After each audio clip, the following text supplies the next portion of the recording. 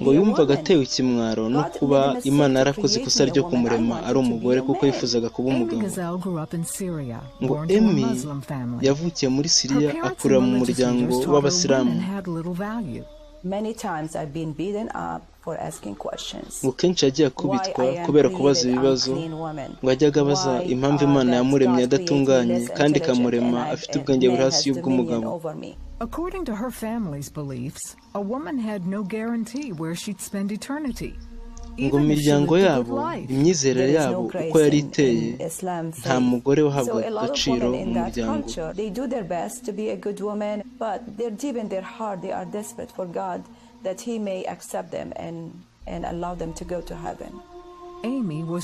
ngo Amy mu gihe cyose yamaze ari umusilamu ntiyigeze agira amahoro kuko yasomaga Korowani ari kubw'agahato gusa.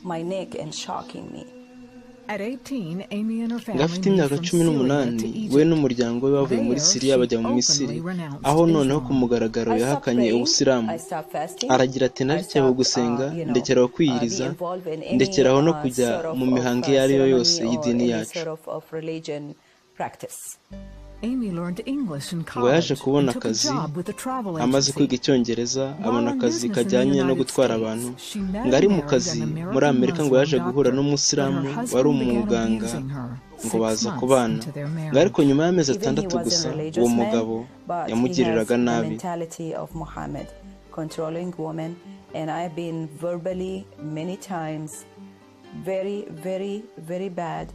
ngo yaramutoteje ku buryo nyuma y'imyaka 3 gusa baje gutandukana. aragira ati numvishe nsinzwe mu buzima, mu bintu byose nakoze numvaga naragize igihombo gikomeye ku buryo nihebye ntangira kwibaza impamvu nakomeza kubaho.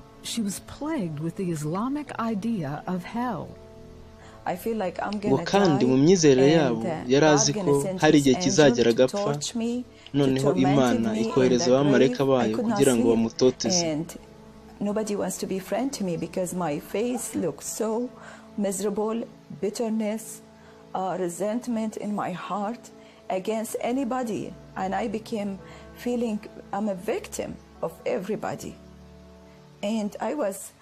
I felt like if I have the courage to kill myself, I would do it. When one of Amy's co-workers invited her to church, ngo bamwe mu nshuti ze bakuranaga ngo baje kumusaba ko yabasura ku rusengero aremera. ngo ariko ikintu cyamugoraga ni ukumva uburyo Yesu yaba ari Imana, ari umwana w'Imana kandi akongera akaba umuntu. Amy aragira ati nabwiye Imana nti Mana narabetswe kenshi, kandi niba Yesu ko ari umwana wawe akaba afite ubumana, akaba ari umwana wawe kandi akaba yarampfiriye kugira ngo mbabarirwe, ugomba kubinyereka.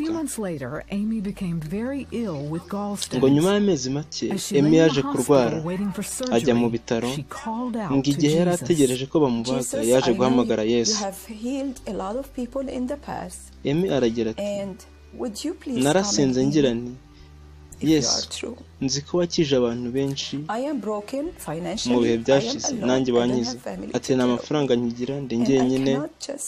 ati kandi simbashije kubaho muri ubu buzima ndi njyenyine.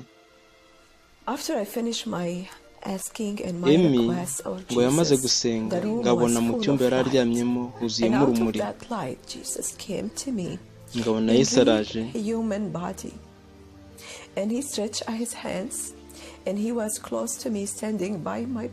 ngo ubwo Yesu yamubonaga ahagaze iruhande rw'igitanda cye, ngo yaramubwiye ati ngo mwese abarushye n'abaremerewe munsange ndabaruhura. The words she heard in that hospital room were the same that Jesus had spoken in Matthew 11.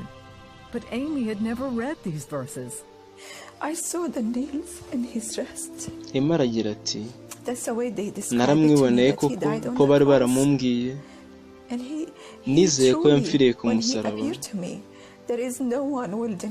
ati mu by'ukuri koko uburyo yanyigaragarije ntaho wahera uhakana ko atari Imana. ati numvaga ndi umunyabyaha, nanduye kandi nuzuye ububi bwose. ngo ariko uburyo nabonaga Yesu, ngo nabonaga ari mwiza kandi akiranuka. to check Amy's gallstones ngo ubwo again before abaganga surgery. bazaga They kureba couldn't find any. ngo bamukorere operasiyo ngo basanze yakize. Amy aragira ati Yesu yarankijije, ati narakize kuko Yesu yanyijije, ngo baje na nyuma kumukorera isuzuma basanga koko nta kibazo afite, babona kumureka aragenda.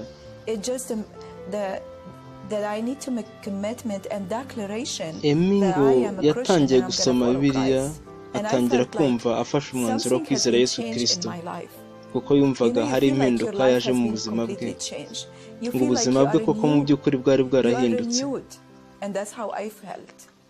Amy was baptized, and her Amy relationship with yaje Christ kubatizwa, freed ngo her from kandi the umubano lies she yatangiye learned as kugirana a na child. Yesu ngo wamubohoye mu mibereho yose yari yaragize.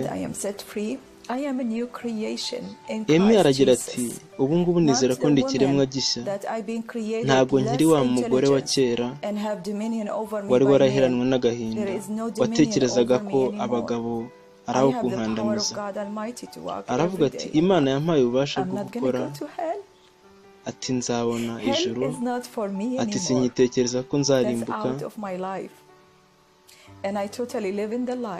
ati kandi mbaho ubuzima bushimisha Imana, kandi nizeye ko nzabana na Yesu mu bugingo buhoraho.